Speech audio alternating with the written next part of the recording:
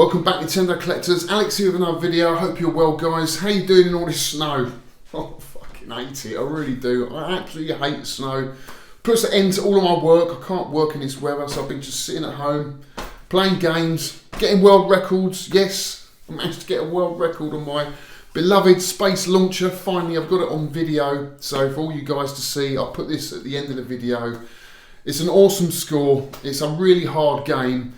I actually did get a bigger score last month, but I never recorded it. But I knew I could do it again, so last night I just sat down, set the camera up, and I just went for it. On my fourth attempt, I managed to clock the game. So we'll have a look at that. We'll have a look at the cab as well, and then I'll show you the video of me getting my world record on Space Launcher, which I'm absolutely chuffed about because it is such a cool game. So yeah, we've got that. We've also got an arcade pickup, actually a machine that I've owned before. It's the Versus Red Tent. You know, my old place, guys, it was so small, and the red tent takes up such a big footprint. It just didn't work, you know. But now I've got it in my new place, and it works perfectly, you know. So we'll have a look at that. We're doing a bit of a gameplay, which is really cool. Also, I want to get you guys involved in this video because we're going to chat about our top 10 favourite arcade games of all time. We're going to nail it down to 10 games. I know it's difficult, but we're going to try and do it because I know a lot of you UK guys don't have a lot of space like I do, and most people can only have one cab in their house, let alone 6 or 10. So we're going to try and nail it down to our favourite games and why we like those games, okay? We'll also look at the hobby as a whole, collecting, getting started, because it's really difficult now to get into this hobby with prices so high and a lot of collectors holding on to their games. We'll have a little bit of a chat about that. But before we get into that, just want to mention Revival, which is coming up soon in May. It comes around so quickly, guys. I'm going to be there. I always support Revival because I think it's a fantastic event for collectors. Plus, it's very local to, well, it's not local to me, but it's a lot nearer than Manchester or Newcastle where Nerg is.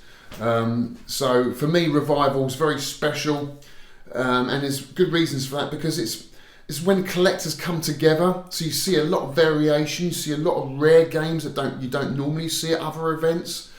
So it's really the community coming together at this event, and you'll see a lot of old console games you've probably never seen before, and it's just going to be absolutely brilliant this year. I know it is. And the plan is for me to take Sheriff along, the upright this time. I know, I'm going to have to wrap that in 6 layers of bubble wrap. Sky Skipper will be going. But also we've got another very rare Nintendo game coming that's never been seen in public eye before. It is the mighty Monkey Magic, which came to the UK, I think last year or the year before. It's been in a collector's hands, and I'm persuading him to bring it along to the event, and he's agreed. So we're going to have an awesome Nintendo lineup. I'm hoping to get a nice panoramic shot of all of them. You know, it's going to be a lineup that's never been seen before, so I'm really looking forward to that. We'll take the cocktails as well for good measure. So make sure you're there, guys. It's in May. I can't remember the date. I think it's the 26th of May, but don't quote me on that. But I know it's definitely in May. But just go on the Facebook group or there's a website, Revival website. Also, I just want to say thank you to John for uploading part 2 of the Sky Skipper reveal. I know how difficult and how time consuming to edit these videos are. So, and John, you did a fantastic job. Brings back so many memories for everybody that attended that night. It was such a great night. So John, thank you very much for that. If you haven't seen it, guys, I'll put a link in the video below. So yeah, without further ado, guys, let's get straight into it. Let's go and have a look at me Versus Red Tent. So here we go, guys, moving into the console room where I've got my Versus Red Tent set up. As you can see in this corner, it's looking a bit bare. That's because the video pinball is now gone.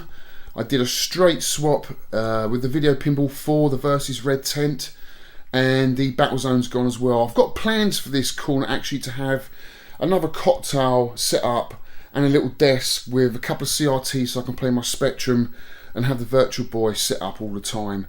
So that's why it's looking a bit bare. I do have future plans for that though. But there you go, the red tent, a lot more space for it to be used this time. As you can see, I can get a seat either side, which is cool. It's just unfortunate that the mantelpiece is there. So If I want to lift the lid up, I've got to pull the red tent out just to get the game changed, but it's no big deal. I've put little sliders now on the feet of the cab down the bottom there, so it just slides out without scratching the floor. But for those of you who don't know what the Versus red tent is, it came out in 1984, I believe, after the success of the Famicom. And Nintendo had such success with a lot of those early Famicom games like pinball and tennis and Mario Brothers that they thought, why not, let's get all these games into the arcade, and that's what they did, and they made a lot of money out of a lot of those games. So most of the games that you'll see on the Versus system are variations of the Famicom games. Some are a lot harder, some have different levels, and some play completely different, like Balloon Fight, which is what I'm about to show you. Balloon Fight is the only game that I've got at the moment. I did have a stack of boards with the last red tent, and I do want to get some of those games back. Goonies is a great game. Excite Bike is great 2-player. Versus Tennis is a great game. You've got Wrecking Crew, which is another good game. You can also attach a light gun. If you take this control stick out, you can actually put a light gun in there and play games like Duck Hunt and Gumshoe, and what's the other one? Hogan's Alley is another good game. So it's got a lot going for it. Some of the games are ridiculously hard, like Ice Climber. I hate that game. I'm not going to bother getting that one. It's just so hard. It's hard on the Famicom version, but to make it even harder on this is just ridiculous. But it is a good system. I played it again at the arcade club last time I was up there, and I had an absolute blast with Retro Dave Nintendo. We were on it for a good half hour playing Balloon Fight, and I just realised, man, I really want this back in my collection. And now that I've got the room, it's worked out perfectly. So what I'm going to do, guys, I'm just going to open up the lid of the red tent, and so you can see inside. I've got to change. You can change over the instruction decal. Now I need to get my keys. Actually, got my special Balloon Fight keys. Now I'm not sure. There we go. That's it. There we go. So we lift it up. Actually, the game's around the other side, but there you go. It's in really good nick. It's got hardly any screen burn. And the CPU is a little bit scratched, but I think there is a guy that does repros for this. I'll have to check. I definitely want to get one if I can, because I want to go to town on this and get it all looking brand new if I can, like all my other machines. So what I'm going to do now, guys, is set the camera up, and we'll have a little game of Balloon Fight. Let's just have a look this side. Oh, it's all locked. I need the key. That's the trouble. You need the keys to open it up every single time. It's got a lock here.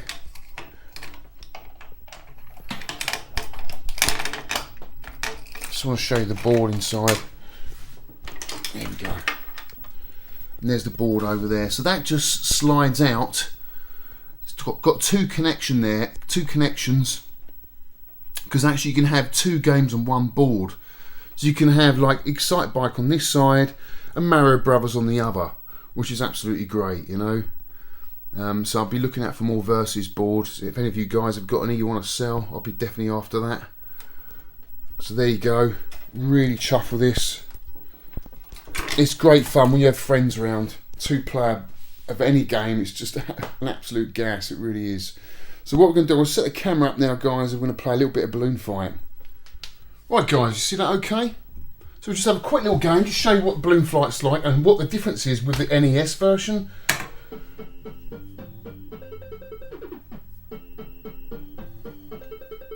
So first thing you notice is the colours with Balloon Fight, and with almost early Nintendo games, are really vibrant, really colourful games. Now you start off with 2 balloons. I've already been hit, and it plays a little bit like Joust. You've got to knock the other players off the playing field, and the way you do that is just, if you're slightly higher than the other player, you'll burst his balloon. So just like Joust, and if you've only got one balloon, you descend a lot quicker. than if you've got 2 balloons. So the whole mechanic changes as soon as one of your balloons gets popped. And if you're on the screen for too long, you get a lightning bolt that appears. So best to clear the screens as quickly as possible. Now obviously I'm only playing 1 player at the moment, but if I was playing against somebody else, I'd be able to see that player in my screen, which is really cool. Which obviously you don't get on the NES version. The other major difference with this game is it scrolls vertically upwards. The NES version does not do that, which makes for a much bigger playing field. But there is, I think there's a level on the NES version where you get to chase the balloons across the screen. Where in this you get a bonus screen, but the balloons go upwards and not left to right. So you hit the balloon, then you have to hit them again, otherwise they will land on one of the decks here with the grasses, and they'll start pumping their balloon back up again. Oof, nearly got hit by lightning. So he's descending down. If I get him again. I've also got to watch out for the giant fish that can try and grab you. There he goes. Try and grab you out of the water, which is pretty cool. I've got 1 more to get. There he goes. And if you watch him, he'll start pumping his balloon back up again. Look. See, he's a good little character. So you jump on him again, and he's out. We go on to the next level. Each level's slightly different. A little bit more complex.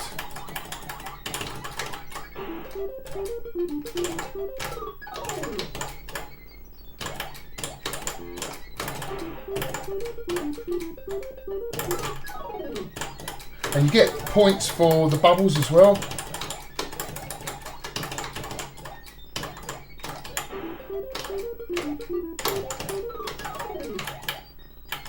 This was the first game actually that Satoru Iwata developed. He died last year. He was the president of Nintendo. So this was one of his first games that he developed. I think it was for House Studios. House Studios was like a third-party studio that Nintendo used. So this is the bonus stage. Get as many balloons as you can for that perfect score. And you can fly off one side of the screen and appear on the other like that, which is quite good. If you're building up a lot of momentum, it's handy just to scroll over. Flap those wings, baby. He's doing well. He's going to do it. Yes, perfect.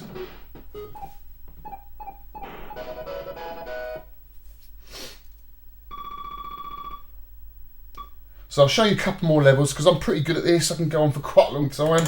See, colours change again. Levels slightly different. But this game is much more fun in 2-player mode. It really is. It just adds another dimension to it.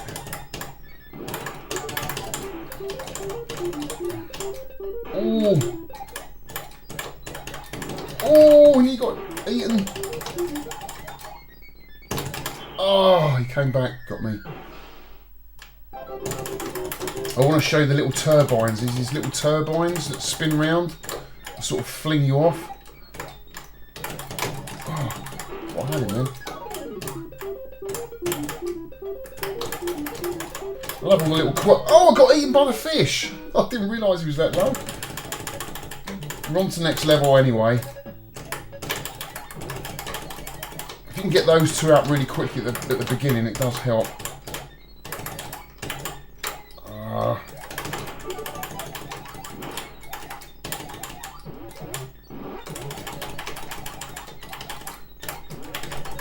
It's one of those games like Mario Kart, you know, you think you're really skilled, then someone just comes along, bumps you off the wall or something, and it's history. So it's fun for everybody. My daughter loves playing this.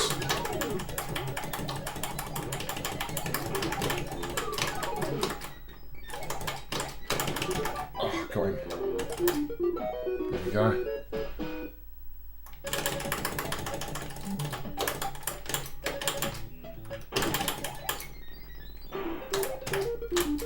So if you've ever seen this at the arcade club, make sure you give it a go, guys. In fact, that one at the arcade club is my old versus tent, red tent. Oh. I just want to show you little turbines, they're really cool.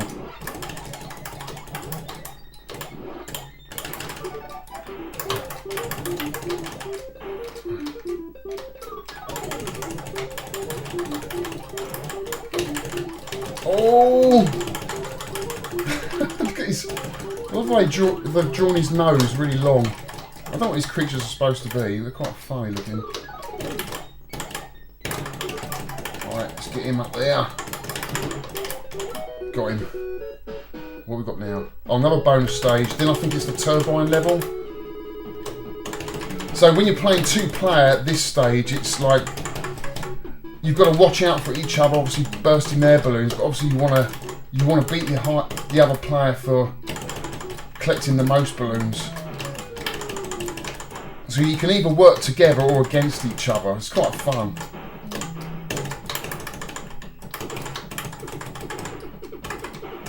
Am I going to do it? Oh, he missed it.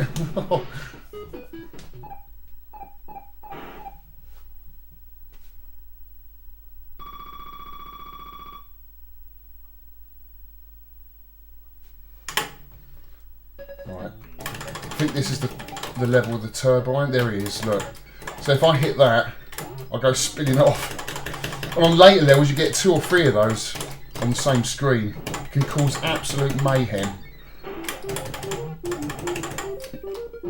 You can use them to your advantage. If you want to get out of a situation really quickly, you can just bump into it. But you never know where it's going to send you. See, I've got some height with it there.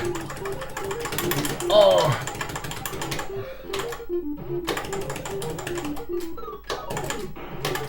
Just love all the quirky little noises, little effects. So there you go, guys. That is Balloon Fight. Awesome game. If you've got it on the NES, fire it up, guys. It's really worth playing. I'll tell you another version of this, actually, which is really good, is the DS version. I think it's Tingle's Balloon Fight. I think it actually was a Club Nintendo only. But you could play online with that, you know, through Wi-Fi against other players, which was really cool.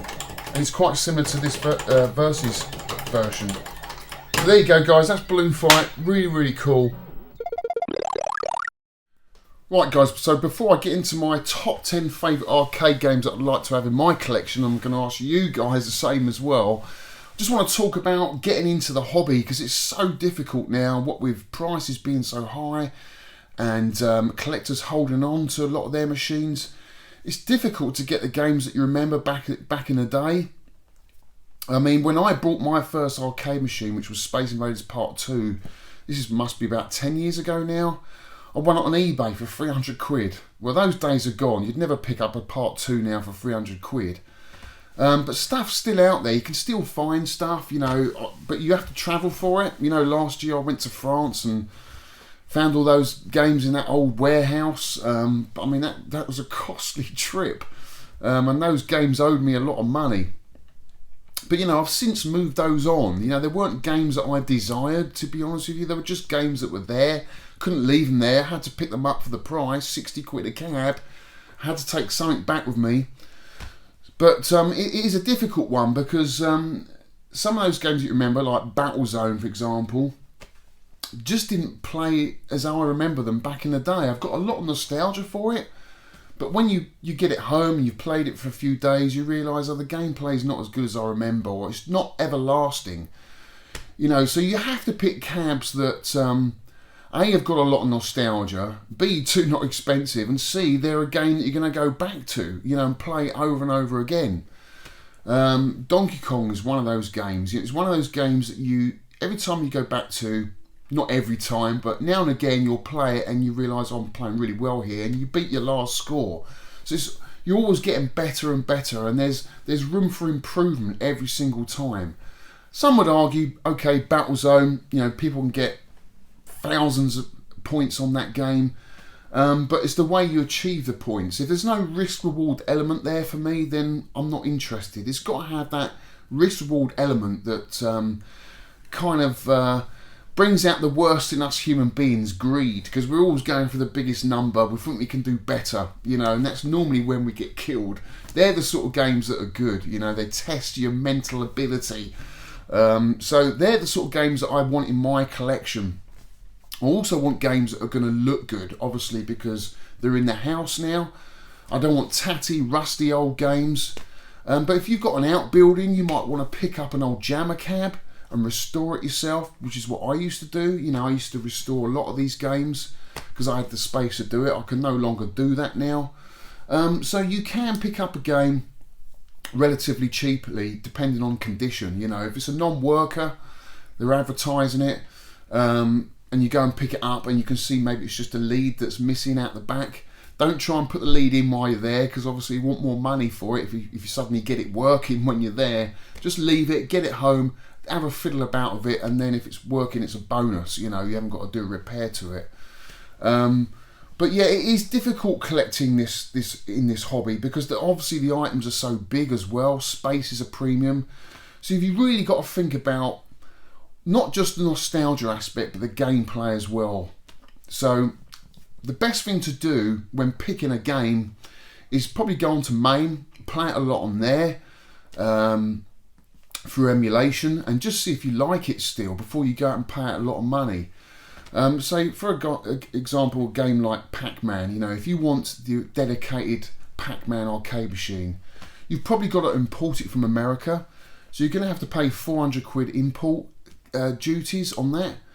Plus the games, you're looking about £1,000, 1,200 quid for a Pac-Man machine, which is a lot of money for only to have it for a few months and then move it on. Now, you're never going to lose your money on it, so don't feel like you've wasted your money, but it's a lot of hassle moving these machines around. So you've really got to think about what game you really want to get. And I've kind of got to that point now where I think I know what I want. And this is the whole point of this video, is I've chosen my top 10 arcade games that I'd like to own in my collection. And 10, I know it's a small number for you US guys, because I know there's so many great games, and if I had my way, I'd make it a top 20. But I don't have that space, and I know a lot of UK guys don't have space for 20 cabs. So I've narrowed it down to your top 10 favourite arcade games. So I've got my list here, guys. Now forget that I'm just into Nintendo, because you know I've got a lot of Nintendo machines. So if I wasn't just into Nintendo, I would pick some other machines that I don't normally go for. So starting off with, you all know I want a Robotron. Why do I want a Robotron? Robotron's such a good game. I do remember playing it back in the day, but not to that extent that I do now. I probably played a couple of goes of it and didn't think that much of it, but I do remember it as a kid. It's one of the first real twin stick shooters. I mean, you could argue that Sheriff's a twin stick shooter, which it is in effect, because the Bandido version's got 2 sticks, even though the European version and Japanese version's just got the knob. It is essentially a twin stick shooter, if I can get that right. It's a bit of a tongue twister. But Robotron really is the real deal, you know. The fact that you can move around and shoot with the right stick just made for much better gameplay and much quicker gameplay as well. It's a fast, furious, chaotic game. I love it. I love the noises. I love the sounds. And each time I play it, I get better at it. And I just enjoy the gameplay. And the cabinet looks awesome. So that is one for my collection I will definitely be looking out for. Irobot. Now, I don't know if you remember, guys, that I picked up an Irobot with my good friend Ollie out for one a couple of years ago. And I swear to God, that is the same one that I played back in the day in the joke shop, Razzle, in Twickenham High Street. That's where I used to play all my games. It was a standout game back then. Not a lot of people got it. It was the first game to have polygon graphics, so it was very unusual.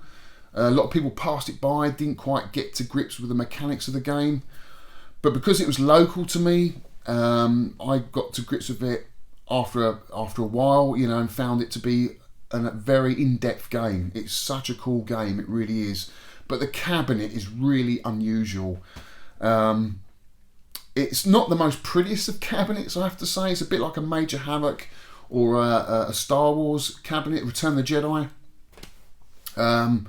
But if I had the space, I would definitely own an Irobot. I think it's a fantastic game, and I've got a lot of nostalgia with that game as well. Next game is another twin stick shooter. It's a game called Rescue, and it's by a company called Stern. Now, I never played on a dedicated arcade game of this, even though I've seen it in pictures at FunSpot. I know they've got one there. It looks absolutely unbelievable. But I played this on a jammer cab with 2 sticks, and I absolutely loved it. And I'd forgotten all about the game. Well, I hadn't forgotten about it, but I'd forgotten the name of the game. And when I got back into this hobby, when I first met my good friend Victor, who does a 10 Pence podcast, arcade podcast, went round his house and he fired up MAME, and he had it running on there. Actually, he had the original board set running on one of his Naomi cabinets. And I said to Vic, oh my God, I haven't seen this game in donkey's years. And do you know what? I've forgotten what it was called, and I was looking for it, but I couldn't. If you don't know what the name of the game is, it's almost impossible to find it on MAME, because there's just so many games. And he fired it up, and I was just in my element. I just absolutely love this game. It's a twin stick shooter. You're in a helicopter, and you've got to rescue. It's a bit like Rescue, Choplifter, sorry. You've got a helicopter, and you've got to rescue the drowning people in the sea. You've got to watch out for sharks and other helicopters that are coming at you. It's a brilliant twin stick shooter game. So I'd love to have that in my collection, but that's never going to happen because the cabinet is so rare. But maybe I could get the board set or some sort of twin stick set up where I could play it. Sheriff, I've already got that in my collection. That's a game that I played back in the day in Littlehampton at Smart's Amusements. We used to go down there at least 3 times a year on a little day trip on the train with my good friend Tom and our parents, and that was always there, always played it. It's a great little game, as you know. In fact, I'm going to have to do a video on Sheriff because I'm trying to get I'm going to try and beat the MAME world record of Bandido. So I really want to try and beat that and get really good at Sheriff. I haven't played it for such a long time, but it is a fantastic game. The cabinet's beautiful. So yeah, that would definitely be my top 10. Donkey Kong. What can you say? Everyone knows Donkey Kong. Such a fantastic game. I played it at Crystal Palace. They had a big cycle course there. My brother used to go cycling. We used to bore me to bits. So I used to go up there in the canteen at the top of the hill, and they had a little Donkey Kong cocktail, and I used to play it on there. And that's where I first played Donkey Kong. And it's still a great game today. You get so much out of Donkey Kong. People are always breaking scores on Donkey Kong, getting world records. It's got so much to it, so much going for it. Such a great game. So yeah, that would definitely be my top 10. Paperboy. First played this on the Isle of Wight. Did a school trip there in my sort of 5th year at school, Tenton School. And I remember seeing that at the Isle of Wight. I think it was Ventnor.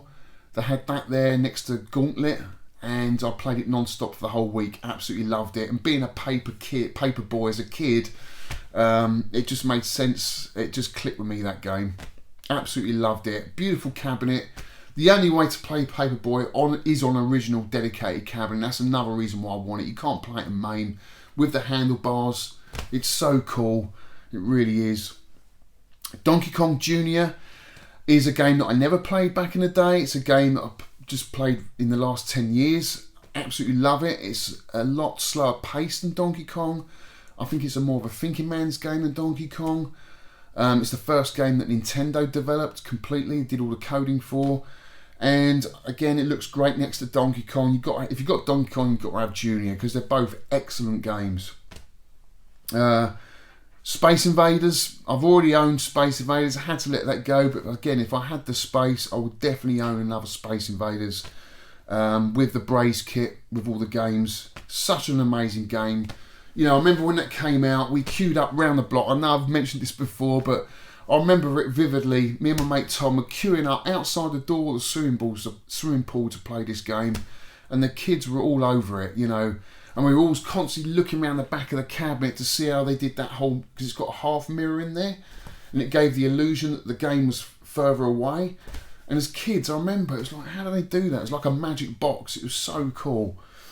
So yeah, I'd still like to have that if I had space. Centipede, one of my favourite looking dedicated arcade machines. The artwork on that, as I said, if I ever had a tattoo, I'd have the Centipede down my arm. It's so cool. I just love that graphic. And the game is awesome. It's got a trackball. It's such an addictive game. It's such a high scoring game as well. I would love to have that in my collection. Such a beautiful machine. Another unusual game you guys probably never heard of. It's another twin stick shooter. I do like my twin stick shooters. Is Black Widow. Now, I first played this at my good friend Greg Mott's, and he had it next to Robotron. I've never seen anything like it before. Plays just like Robotron, but you're a spider in a web, and they've got it at the arcade club, so if you ever see it there, make sure you play it, guys. It is so good. It's a vector monitor. The colours look amazing, and you've just got to defend your web from all the flies and stuff that are coming in. It's such a cool game.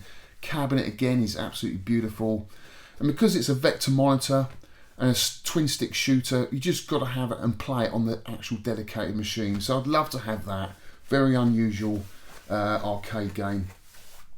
And last of all would be no, how many have we got now? 1, 2, 3, 4, 5, 6, 7, 8, 9, 10.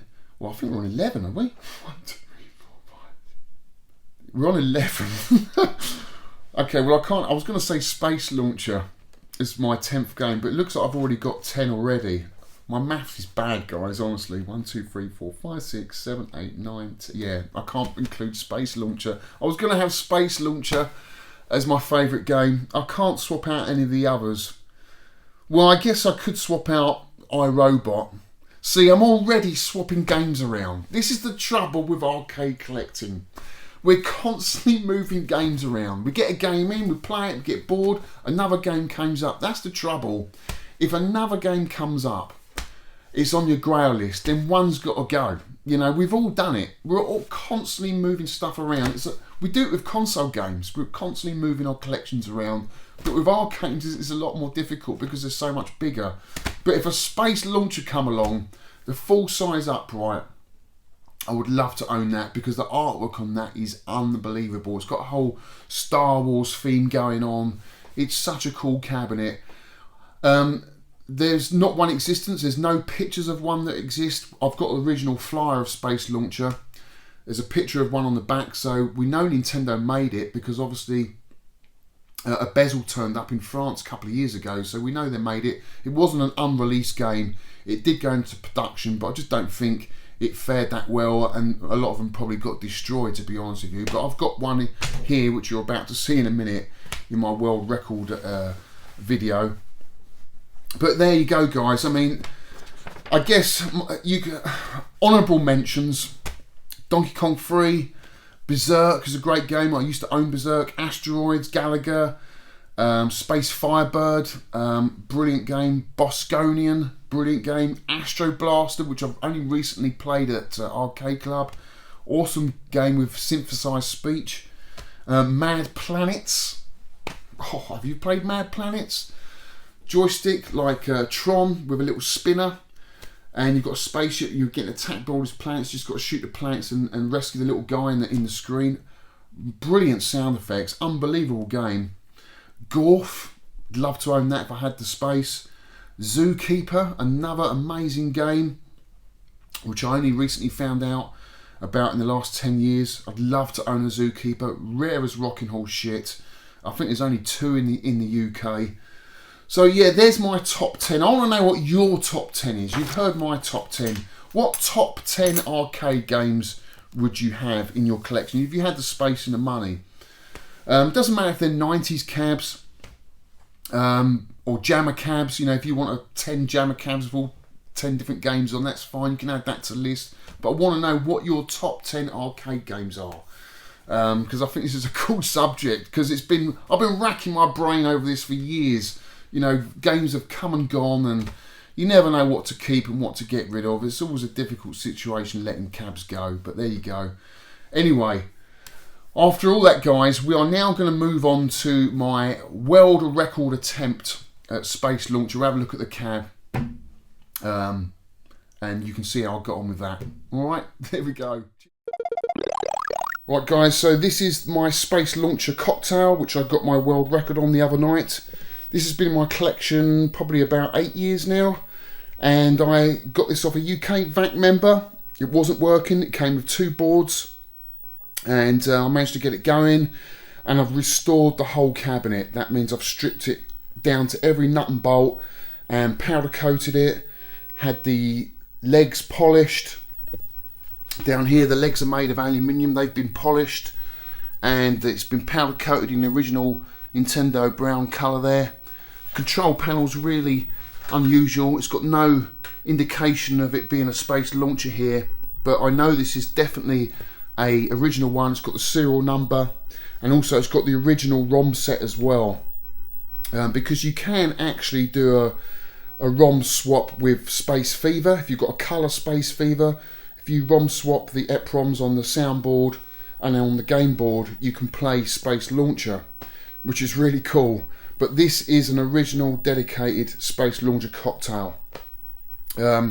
This instruction decal here that you see is actually a repro. The original one is underneath that, so I've just lightly placed that on top with a little bit of blue tack, but the original one is underneath there, which we scanned to get this perfect decal here, which looks a lot better. It was really sun faded, didn't look great at all, but the original's still there. Now Nintendo released this in 1979, and it was released the same year as another game called Galaxy Wars by Universal, and the games are almost identical. The only difference is the Nintendo version, you'll see when you watch my gameplay, it's got scores at the top here. Now these scores rotate, they move along, and it adds a completely different game mechanic than the Universal one, because without the scores at the top, you've really got nothing to go for except just to dock your spaceship in these little docking ports here. But having the numbers at the top rotate gives it a whole risk-reward element, because you're constantly going for the highest number. And it's an absolutely brilliant game. I took this to Revival a couple of years ago, and people absolutely loved it, and I got a high score back then. Yeah, Nintendo also released this in an upright, which is probably one of my grail cabinets. If I'd love to find a Space Launcher upright, it's a beautiful cabinet. It's got all the kind of Star Wars theme on the side, a really cool bezel and control panel.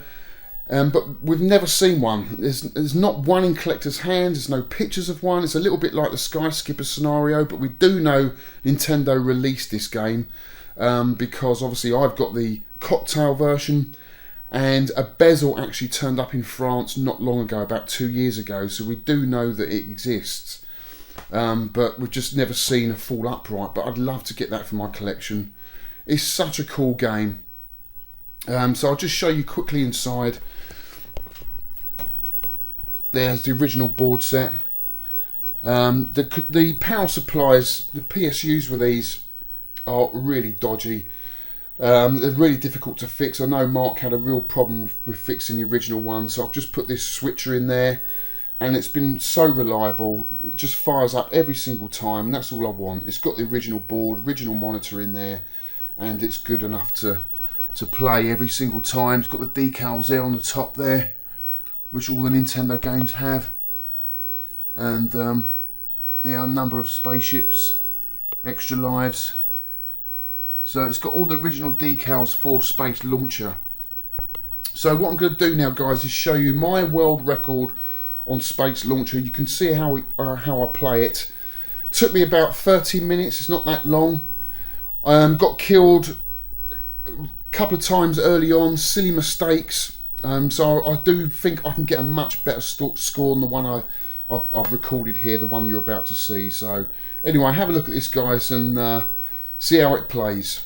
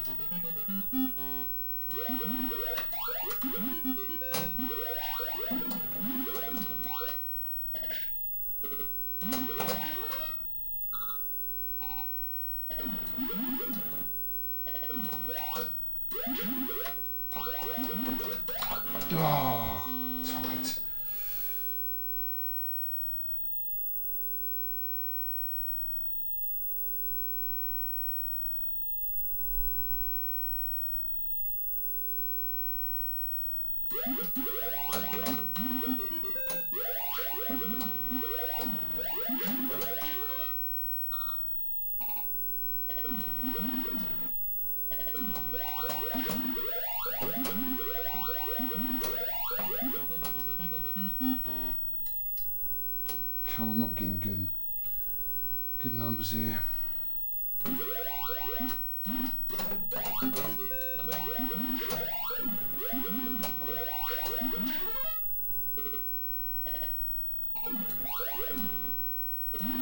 Oh no! That's not fair.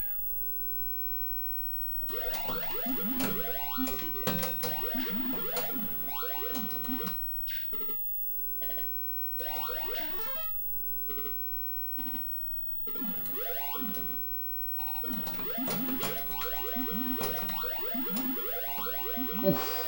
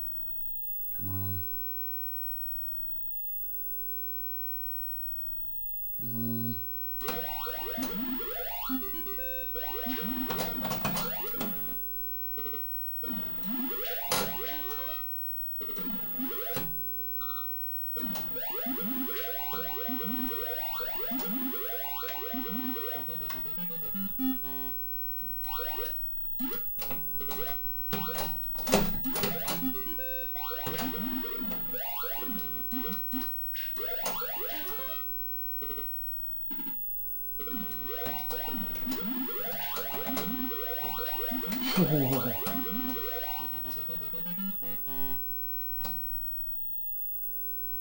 It's busy.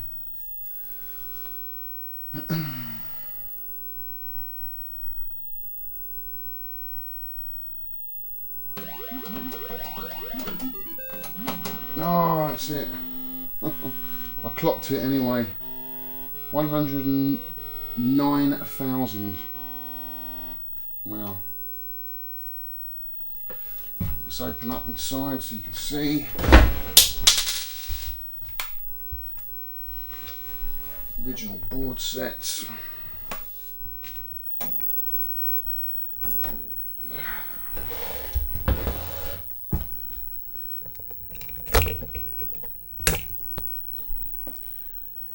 Original board set, guys. There's the game.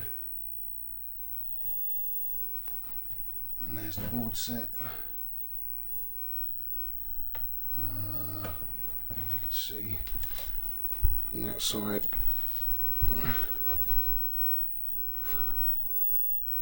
Maybe I'll open it up, turn it off. Hang on one sec.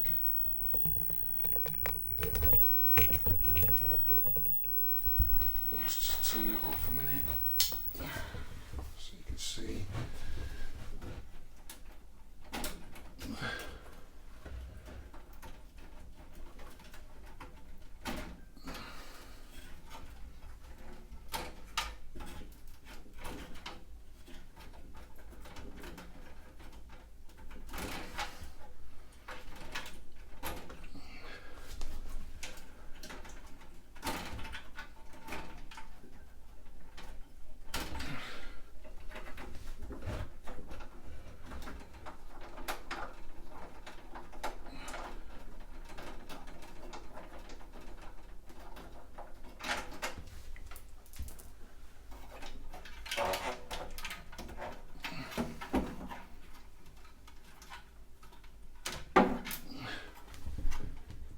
Go.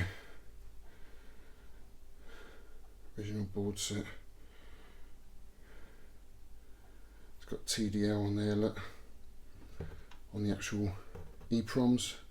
I've just covered over the windows, stop any corruption. But that is a original TDL space launcher EPROMs. And there's the board. And that's it, guys. So there you go, guys, my world record on space launcher. I know I've got Victor Marland on my back. He's not far behind, but I know I can do better. I know I can. 2 early deaths. I know I can get a much better score than that, so I will be trying again for a high score, but I will submit that score, and that will be the world record on that game. So it's pretty cool. Really chuffed with that. But so that's it for this week, guys. I hope you enjoyed it. Make sure in the comments below you tell me what your favourite top 10 arcade games are and what you'd like to own in your collection. If you only had 10 you could choose from, you might already be there. You might already have your 10. But let us know. I'd like to know, because we've all got different tastes. So it's just interesting to know from the community what your favourite top 10 games are, which is really cool. And you know, guys, if you're starting out in the hobby and you don't know where to find this stuff, just get on the forum, get on to UK VAC, okay, join up there.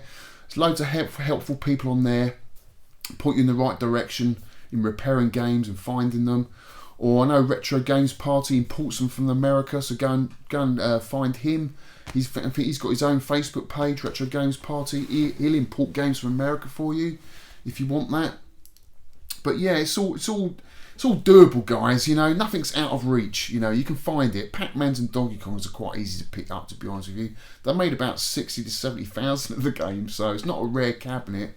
You just got to be in with the right people. That's all. But that's it for this week, guys. I hope you enjoyed the video. My next video will be a Super Nintendo video, but it won't be for another week now. I need to get back to work. As long as the snow's melted, I'll be back to work. If not, I'll be banging out videos every day. But anyway, that's it. I hope you enjoyed it. Cheers, guys. Thanks for watching.